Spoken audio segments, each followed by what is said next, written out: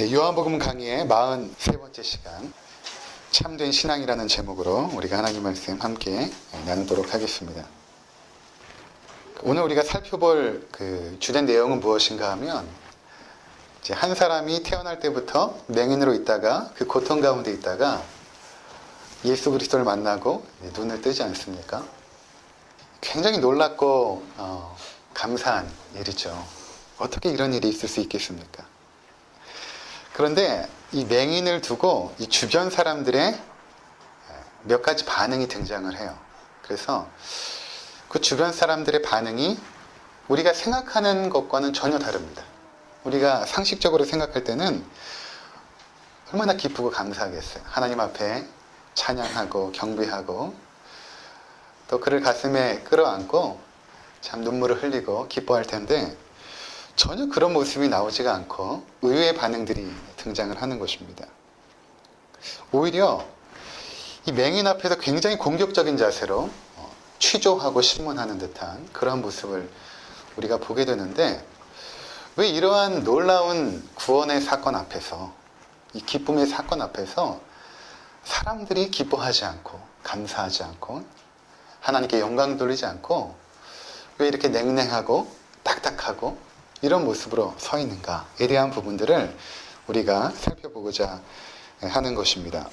그래서 오늘 보면 이렇게 세 부분으로 나누어질 수가 있어요. 13절부터 17절까지가 이제 한 단원으로 분리가 되는데 13절에 보면 그들이 전에 맹인이었던 사람을 데리고 바리새인들에게 갔더라 이렇게 말하죠. 이 그들이라는 것은 이웃들인데 그 이웃들이 그 맹인을 데리고 바리새인에게 갑니다. 그래서 그 바리새인들이 이 눈뜬 장님을 보고 이 맹인을 보고 어떻게 이제 반응을 합니다. 그 부분은 이제 하나가 나와 있고 그 다음 단락은 18절부터 23절인데 18절에 보니까 유대인들이 그가 맹인으로 있다가 보게 된 것을 믿지 아니하고 그 부모를 불러 묻되 이렇게 말하죠. 18절에 등장하는 사람들은 이제 유대인들, 그들이 이제 부모에게 찾아갑니다. 그래서 그 부모가 어떠한 반응을 보이는가를 성경이 기록하고 있어요. 굉장히 의외의 모습을 이제 또 보여줍니다. 그 부모들이. 18절부터 23절까지가 그 부모의 반응이고, 그리고 이제 24절부터 우리가 읽은 34절까지가 이 맹인, 이 눈뜬 맹인을 다시 찾아오죠. 바리새인들이 다시 찾아옵니다. 그때 이 맹인이 보여준 그 신앙의 모습, 이 세 가지가 이제 오늘 등장하는 주된 내용인 것입니다. 그래서 우리가 한 가지 한 가지 살펴보면서 우리의 신앙의 모습과 한번 반추해 보아서 나에게 잘못된 신앙은 없는지, 그리고 참된 신앙은 과연 어떠해야 되는지를 우리가 살펴보고자 하는 것입니다. 이 바리새인의 반응을 보면 이들이 일단은 그 맹인이 눈을 뜬 거에 대해서 굉장히 궁금해합니다. 어떻게 뜨게 되었는가? 그래서 15절에 보면 그러므로 바리새인들도 그가 어떻게 보게 되었는지를 이제 묻게 되죠. 그러니까 맹인이었던 자가 대답을 합니다. 그 사람이 이제 예수죠. 진흙을 내 눈에 바르매 내가 씻고 보나이다 하니.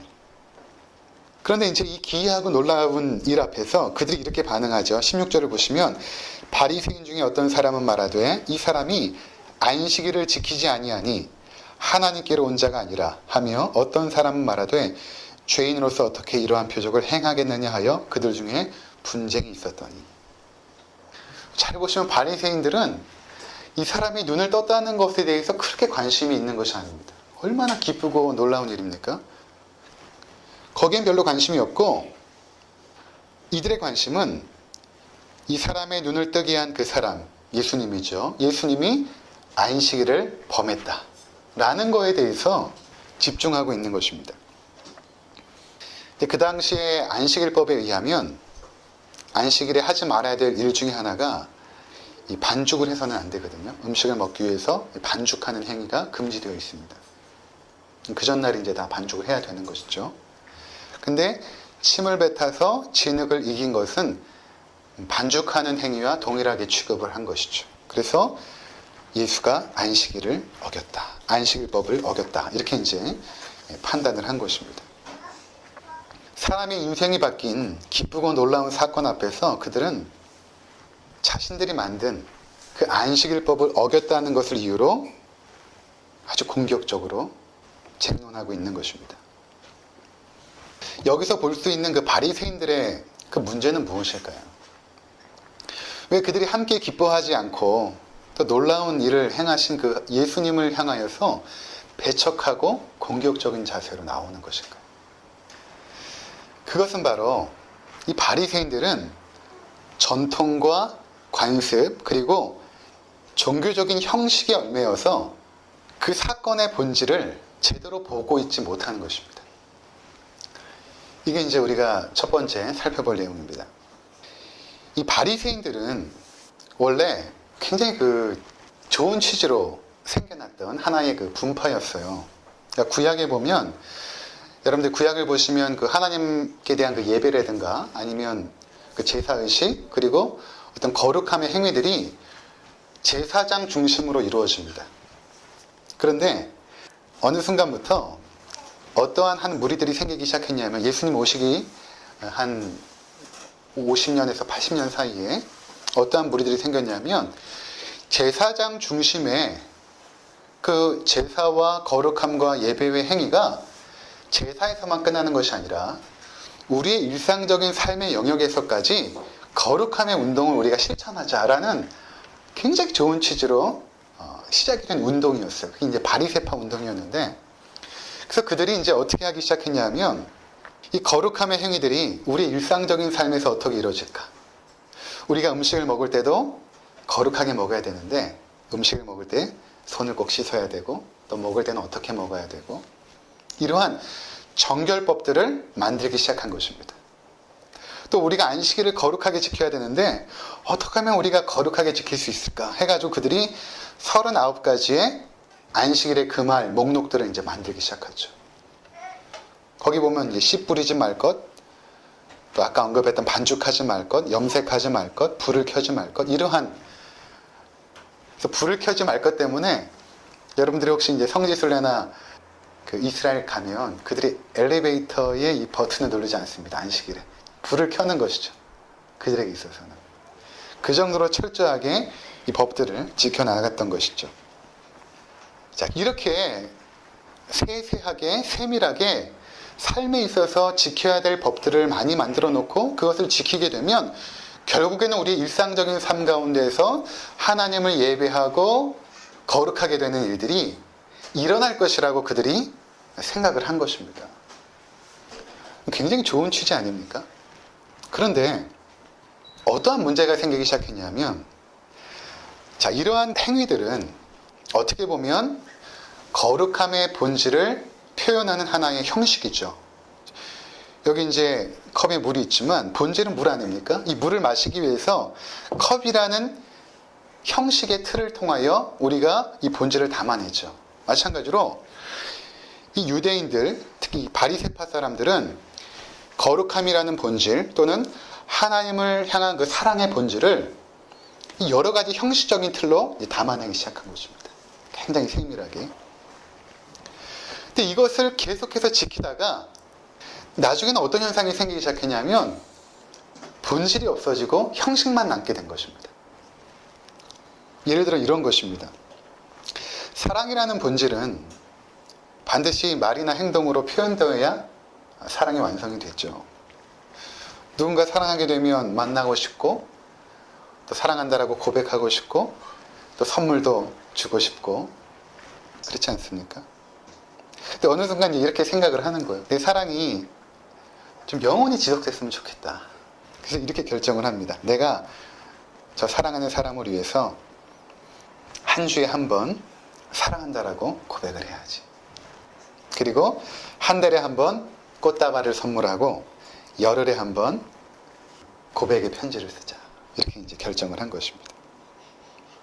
근데 시간이 지나면서 그 마음 가운데 사랑하는 마음이 조금씩 없어지기 시작해요. 그래서 그가 그 사랑을 지키기 위해서 오히려 더 형식에 얽매이기 시작합니다. 더 내가 이것을 붙잡아야지. 내 사랑의 마음이 지금 흔들리고 있으니까 내가 그것을 붙잡기 위해서 더 편지도 열심히 쓰고 그리고 사랑한다라고 고백도 하고 이걸 이제 열심히 하는 것입니다. 그러면 과연 사랑이 지속이 될까요? 과연 그렇게 한다고 해서 그 사람을 사랑하는 마음이 진정성 있는 사랑일까요? 본질이 사라지고 형식만 남게 된 것입니다. 그래서 마태복음 15장에 보면 예수님께서 그 당시에 유대인들이나 이 바리새파 사람들의 본질은 사라지고 형식만 남은 그 신앙의 행위를 보고 이렇게 말씀하세요. 15장 7절에 보면 외식하는 자들아 이렇게 말합니다. 외식하는 자들아.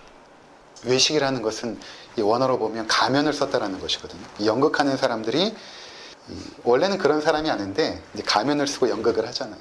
너희가 지금 연극하고 있다라는 거예요. 가면을 쓰고. 외식하는 자들아 이사야가 너희에 관하여 잘 예언하였도다. 일렀으되 이 백성이 입술로는 나를 공경하되 마음은 내게서 멀도다. 사람의 계명으로 교훈을 삼아 가르치니 나를 헛되이 경배하는도다. 이렇게 말씀하십니다. 사람의 교훈, 그 율법의 행위들을 만들어서 하나님을 경배하는데 그것은 결국 나를 헛되이 경배하는 것이라고 말씀하고 있는 것입니다. 우리가 신앙생활을 하면서 오해하지 말아야 될 것 중에 하나가 무엇인가 하면 경건의 행위들을 이제 막 만들어 놓고 그것을 지킴으로 내가 더 거룩해진다거나 내가 더 하나님을 사랑한다라고 착각하는 것입니다. 처음에는 하나님을 사랑하고 경배하기 위해서 나름대로 세운 행위들이죠. 근데 그렇게 신앙생활을 하게 되면 첫 번째로는 기쁨이 사라져요. 신앙의 기쁨이 사라집니다. 그리고 외식적인 신앙행위로 종교생활로 전락해버리는 것입니다. 이러한 위험성이 늘 우리 가운데 있어요. 11조가 굉장히 중요합니다. 우리의 소득의 10분의 1을 하나님께 드림으로 우리의 삶의 모든 것들을 주관하시는 그 하나님을 우리의 신앙으로 고백하는 것이 11조예요. 하나님이 우리의 삶을 지키고 보호하고 인도합니다. 모든 것이 하나님께로부터 왔습니다. 그 본질을 담는 것이 11조라는 형식이죠. 새벽 기도는 우리 경건 생활에 큰 유익을 주죠. 주일 성수는 우리 삶의 중심입니다. 그런데 이렇게 중요한 경건의 형식들이, 본질을 담고 있는 형식들이 하나님을 사랑하는 그 마음이 배제된 채, 그 본질이 배제된 채 그 형식만을 가지고 하나님 앞에 계속해서 나가게 되면 결국 바리새인과 같은 신앙으로 전락할 수 있다는 것입니다. 그래서 우리가 신앙생활을 강요할 수가 없는 거예요. 왜냐하면 대부분 어떠한 것을 강요하는 것은 행위를 강요하거든요. 그 사람의 마음을 강요하지 못하잖아요. 너 저 사람을 사랑해야 돼. 그 사랑의 마음을 우리가 어떻게 강요하겠어요? 결국 강요하는 것은 행위를 강요하게 되어 있습니다. 너 주일 성수 해야지. 너 11조 해야지. 행위를 강요하게 되어 있죠. 근데 본질이 없는데 어떻게 형식을 강요하겠습니까? 그게 안 되는 거예요. 그럼 결국 뭐냐면 너 연극하라는 말밖에 안 돼요. 너 교회 가서 연극해야지. 가면 쓰고 기도하는 척이라도 해야지. 찬양하는 척이라도 해야지. 이렇게 강요를 하는 것밖에 되지 않는 것입니다. 그럼 어떻게 되겠어요? 하나님 앞에 나오는 것이 점점 싫어지죠. 이것은 하나님께서 원하시는 신앙의 모습이 아닌 것입니다. 그래서 바리새인들이 그 당시에 갖고 있는 그 신앙의 의식 구조가 이와 같았어요. 이러한 신앙의 의식 구조를 그들이 가지고 있었습니다. 그리고 이 시간이 지나면서 그것이 그들에게 문제가 되지 않는다라고 생각을 했어요. 그것만 지키면 된다라고 생각한 것이죠.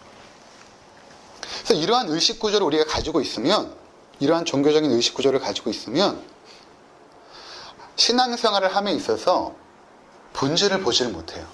그리고 본질을 보지 못하니까 하나님 앞에 나아가지 못하는 것입니다.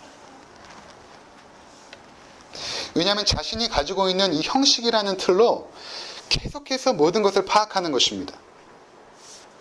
우리 주변에 있는 신앙의 사람들을 형식의 틀로 파악하는 거예요. 저 사람은 왜 이렇게 신앙이 없지? 쉽게 파악해버리는 거예요. 왜냐하면 내가 가지고 있는 종교의 형식의 틀에 그 사람이 들어와 있지 않으니까. 예수님도 그렇게 본 것이죠. 안식일의 틀을 그가 벗어났다. 정죄하는 것입니다. 그래서 율법과 형식에 매인 신앙의 가장 단점이 무엇인가 하면, 아주 잘못된 것이 무엇인가 하면 정죄하는 것입니다. 여러분들이 그런 교회를 경험해 봤는지 모르겠지만, 또는 그런 분들을 만나보진 못했겠지만, 일단 그런 교회에 우리가 딱 들어가게 되면 일단은 자기 자신을 감춰야 돼요. 경건한 것처럼 이렇게 포장을 일단 해야 돼요. 그것들로 사람들이 포장하니까 성경 몇 장 읽었어? 이번 주에 새벽 기도는 얼마나 했어? 헌금은 잘하고 있어. 자꾸만 그런 것들로 신앙을 파악을 하니까 일단은 이제 거짓말을 해야 되는 거예요. 가면을 써야 되고. 그것을 못했을 때 이제 정죄하기 시작하죠. 너 왜 못했어? 너 그거 하나님 사랑하는 거 아니야? 이렇게 되어지는 것입니다. 우리의 신앙을 본질이 없는 형식으로 세우려고 하고, 그리고 그 세워진 형식에 얽매이기 시작하면 우리는 하나님 앞에 진정한 감사를 드릴 수가 없습니다. 형식의 논리로 본질을 보지 못하기 때문입니다. 그러니까 이 틀 안에서 모든 것을 파악하고 있는 거예요. 하나님은 그것을 벗어나 있는데, 율법과 형식이 강조되는 교회들을 보면 서로가 좀 감시자들 같죠. 자꾸 체크하고 그들의 신앙을. 신앙생활을 함에 있어서 중요한 것들이 많습니다. 그런데 그것에 얽매이면 안 돼요. 중요한 것이거든요. 근데 매이기 시작하면 안 되는 것입니다. 정말 너무 아픈데, 몸이 아파서 주일날 교회 못 가겠는데, 주일 성수 반드시 해야 돼. 교회 가야 돼. 얽매이기 시작하는 거예요. 전에 이제 TV를 보다가 깜짝 놀란 일이 있었어요. 용인에 있는 대형교회 목사님이신데, 그런 설교에서 그런 이야기를 하세요. 교회 장로님이 이제 외국에 출장을 가야 되는데 이제 주일을 빠지게 된 거예요. 그래서 목사님이 절대 안 돼, 이렇게 얘기를 한 거죠. 장로님이 간 거예요. 근데 가서 사고로 돌아가셨어요. 근데 그거에 대해서 뭐라고 이야기를 하시냐면, 주일 성사 안에서 하나님께서 심판하셨다, 이렇게 이제 말씀하신 거예요. 그 사람을 2번 죽이는 거죠. 그 가족을 2번 죽이는 것입니다. 거기에 매이게 한 거예요, 사람들을. 그러면 사람들이 얼마나 두려움 속에서 신앙생활을 하게 되겠어요. 하나님을 향한 기쁨이 사라지죠. 그런 신앙생활은. 감사가 사라지죠. 매이는 것입니다. 우리가 자꾸 본질을 잃게 되면 자꾸 형식으로 때우려고 해요. 자녀를 키움에 있어서 이 부모님이 자녀에게 사랑을 많이 베풀고 시간을 많이 가져야 되잖아요. 그게 본질 아닙니까? 그걸 못하게 되면 어떻게 됩니까? 자꾸 돈으로 때우죠, 부모가. 그래서 그 돈 때문에 자녀가 망쳐지죠. 그런 것입니다. 예수님께서 이제 산상수훈에 보면 6장에 3가지를 이제 지적하세요. 그 당시 바리새인들을 향하여서. 하나가 금식이고, 하나가 기도고, 하나가 구제였습니다. 그 당시에 금식과 구제와 이 헌금은 그 사람의 신앙생활을 평가하는 굉장히 중요한 틀이었죠. 형식의 틀이었는데, 예수님의 그 진단을 보면 너희가 본질을 담고 있지 못하다라는 것입니다. 기도할 때 왜 이렇게 외식적으로 기도하느냐? 하나님 앞에 나아갈 때 은밀하게 해라. 왜 구제하는데 자꾸 보이려고 하느냐? 은밀하게 해라. 우리가 하나님 앞에는 있는 모습 그대로 나가야 됩니다. 교회 와서 여러분 꾸미려고 하시면 안 돼요. 마태복음 6장 1절에 보면 사람에게 보이려고 그들 앞에서 너희 의를 행하지 않도록 주의하라. 그리하지 아니하면 하늘에 계신 너희 아버지께 상을 받지 못하느니라. 사람에게 보이려고 하는 것들. 그냥 하나님 앞에 나올 때는 부족하면 부족한 대로, 연약하면 연약한 대로 그 모습 그대로 나와야 되는 것입니다. 그게 중요한 거예요. 신앙생활 함에 있어서. 우리가 사람과의 만남에 있어서도 진실하지 못하면 그 만남이 재미가 없어요. 기쁘지도 않고. 솔직한 모습 그대로 나가야 되죠. 하나님께도 마찬가지입니다. 시편 51편 17절에 보면 하나님께서 구하시는 제사는 상한 심령이라. 하나님이여 상하고 통회하는 마음을 주께서 멸시하지 아니하시리이다. 이건 이제 다윗이 범죄하고 간음죄를 범하고 나서 하나님 앞에 나아가서 고백하는 내용이에요. 하나님이 정말 원하는 것은 화려한 제사이기보다 천천의 수양과 만만의 양을 드리는 화려한 제사보다 하나님은 그 사람의 그 죄인된 모습 그대로 상하고 통회하는 마음으로 나오는 것을 하나님은 받으신다 라는 귀한 고백이었던 것이죠. 사람들은 외모를 봅니다. 근데 하나님은 그 안에 중심을 보시죠. 본질을 보십니다. 자, 두 번째로 이 맹인되었던 자의 이 부모의 반응이거든요. 유대인들이 찾아가죠. 이 부모에게. 그래서 어떻게 됐는지를 또 이제 물어봅니다. 그 부모가 이렇게 대답해요. 20절에 보니까 그 부모가 대답하여 이르되 이 사람이 우리 아들인 것과 맹인으로 난 것을 아나이다. 그러나 지금 어떻게 해서 보는지 또는 누가 그 눈을 뜨게 하였는지 우리는 알지 못하나이다. 그에게 물어보소서. 그가 장성하였으니 자기 일을 말하리이다. 이 부모는 바리새인의 질문에 직접적인 대답을 회피합니다. 그가 정말 예수님께서 자기 아들의 눈을 뜨게 했는지를 몰랐을까요? 말이 안 되는 것이죠. 맹인이 눈을 뜨고 나서 가장 먼저 달려갔을 사람이 부모 아니겠습니까? 신학자들은 이 사람이 한 청소년 정도의 나이로 이제 파악을 하는데 그 부모에게 달려가서 어머니 아버지 제가 눈을 떴어요. 예수라는 분이 오셔서 제 눈을 뜨게 하셨어요. 얼마나 기쁘고 행복한 순간이 아니었겠습니까? 그럼 당연히 이 부모도 예수님을 알죠. 자기 아들의 인생을 바꿔주신 그 놀라우신 분. 근데 제대로 대답을 하지 않아요. 거짓말을 하고 있죠. 회피합니다. 왜 그랬을까? 22절에 이렇게 대답하고 있습니다. 그 부모가 이렇게 말한 것은 이미 유대인들이 누구든지 예수를 그리스도로 시인하는 자는 출교하기로 결의하였으므로 그들을 무서워함이로라. 이 부모가 출교를 두려워한 것입니다. 당시 유대교 문화권에서는 출교가 가장 무서운 형벌이었어요. 지금도 이슬람 국가가 그렇죠. 이슬람 국가들은 그 사람이 이슬람을 믿고 있는 사람이었을 때는 이 공동체 안에서 그 사람을 보호하는 그 장치들을 다 마련해 놓았습니다. 경제적으로 또는 뭐 여러 가지 도움을 줄 수 있는 제도들을 마련해 놓고 있죠. 그 당시 유대 문화도 마찬가지였어요. 그래서 출교를 당하게 되면 경제 활동을 일단 할 수가 없어요. 이웃 사람들로부터 완전히 배제되고 소외가 되는 것이죠. 굉장히 무서운 그러한 것이 바로 출교였던 것입니다. 그래서 이 부모가 이 출교를 두려워한 것입니다. 이 요한복음이 쓰여질 당시에 예수님이 이제 돌아가시고 나서 이제 요한이 제일 오래 살았거든요. 예수님이 이제 돌아가실 때 십자가상에서 요한에게 자기의 육신의 어머니 마리아를 부탁하지 않습니까? 보라 내 어머니라. 네가 좀 돌봐줘라. 그것은 요한이 가장 오래 살았기 때문에 그런 것 같아요. 가장 오래 살면서 요한계시록까지 기록하지 않습니까? 요한이 이제 이 복음서를 기록할 때는 예수님이 돌아가시고 나서 한 50년, 한 55년 정도 됐을 때 이제 기록을 하게 되는데, 그 당시 예수 그리스도를 믿는 것 때문에 많은 사람들이 출교를 당하고 핍박을 받고 극한 경우에는 죽음을 당하고 로마에 끌려가서 사자의 밥이 되고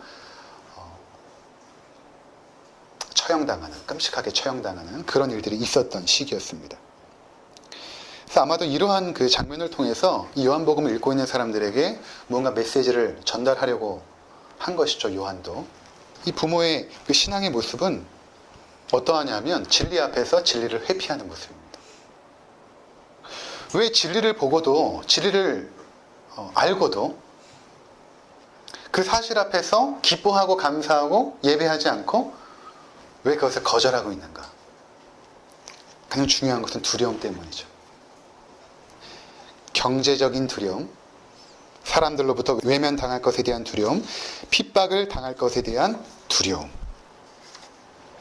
부모마저도 진실을 외면할 수밖에 없을 만큼 두려움은 예수 그리스도를 믿는 데 있어서 커다란 걸림돌이 되는 것입니다. 그러니까 우리가 어떤 경제적인 큰 손해를 보는 것이 두려워서 예수님을 거절할 수 있다는 거예요. 근데 그런 사람은 과연 어떤 사람인가를 또 성경이 보여주는 거예요. 그런 사람은 그럼 어떤 사람일까? 두려워서 진리를 포기하는 사람은 어떤 사람일까? 이 사람들은 참 신앙이 있는 것이 아닌 것입니다. 성경이 말해주는 것은. 왜냐하면 맹인은 좀 다르죠. 그렇죠? 맹인은 끝까지 이 진리를 포기하지 않아요. 예수가 눈을 떴다는 것에 대해서 굉장히 과감하고 대담합니다. 나중에 여러분들 이제 보시면은 또 바리새인들이 와서 네가 눈을 어떻게 뜨게 됐느냐 막 말하는데, 내가 몇 번 말하지 않았습니까? 왜 당신들 내 말을 믿지 않죠? 당신들도 예수님의 제자가 되려 합니까? 굉장히 대담하고 담대하게 말을 합니다. 하지만 부모들은 그렇지 않았어요. 왜 그랬을까? 정말로 구원이라는 것은 구원받은 자의 것입니다. 이거 잘 알으셔야 돼요. 내가 예수님을 만난 것은 그건 나의 것이에요. 다른 사람의 것이 될 수가 없어요. 그래서 정말로 예수님을 인격적으로 만난 사람들은 두려워하지 않죠. 어떤 손해 앞에서도. 왜냐하면 내가 예수님을 만났기 때문에. 근데 이것이 남의 것이 되진 않아요. 내가 아무리 만났다라고 누군가에게 얘기하고 너도 그 신앙을 가지라고 한다고 해서 그 사람이 가지지 않아요. 그 사람도 만나야 되는 거예요. 구원받았다는 진실은 구원받은 그 당사자만 간직할 수 있는 진리인 것입니다. 그리고 정말로 구원받는 자들은 세상의 어떤 손해나 핍박을 두려워하지 않습니다. 왜냐하면 그것은 나의 일이고 내 체험이고 내 신앙이기 때문입니다. 우리가 죄악된 세상 속에서 담대하게 예수 그리스도를 증거하지 못하고 또한 그분의 말씀에 순종하지 못하는 이유는 그게 나의 신앙이 아니기 때문일 수 있어요. 나의 믿음이 아니라 주일날 설교하는 목사의 믿음일 수 있습니다. 믿음 좋은 우리 부모님의 믿음일 수 있어요. 내 주변에 믿음 좋은 사람들의 믿음일 수 있습니다. 내게 아닌 거예요. 그런 사람들은 진리를 포기하죠. 손해 앞에서. 실제로 나에게 믿음이 없으면 죄악된 세상을 대항하여 담대할 수 없는 것입니다. 골리앗 앞에 섰던 다윗은 목동 시절 짐승의 위협 속에서 하나님의 인도하심으로 자신의 양떼들을 지켰던 자신의 그 체험적인 경험들이 있었죠. 골리앗 앞에서 두려워하지 않았던 것입니다. 골리앗은 세상을 상징하죠. 그 거대하고 위협적인 세상 앞에서 담대할 수 있는 이유는 내가 하나님을 만난 인격적인 체험과 경험, 그것이 있을 때 가능하다라는 것을 보여주고 있는 것입니다. 이러한 체험적 신앙이 없으면 세상이 두려운 것입니다.